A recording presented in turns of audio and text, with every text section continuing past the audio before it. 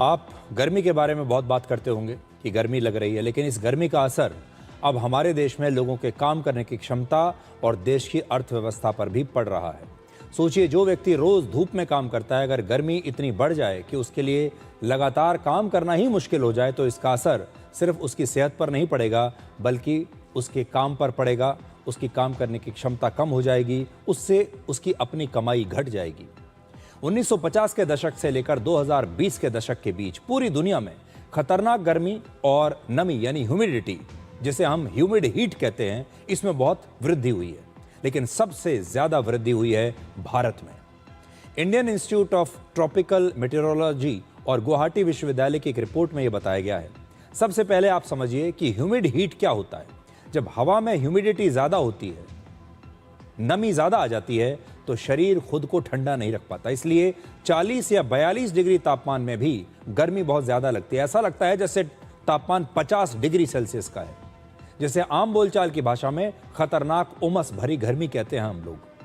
1950 के दशक में हमारे देश में ऐसी ह्यूमिड हीट में लोग हर साल कुल मिलाकर 12 दिन काम करते थे। यानी इस श्रेणी के जो दिन थे वो 12 हुआ करते थे। 12 दिन इस प्रकार के होते थे जब काम करना मुश्किल हो जाता था।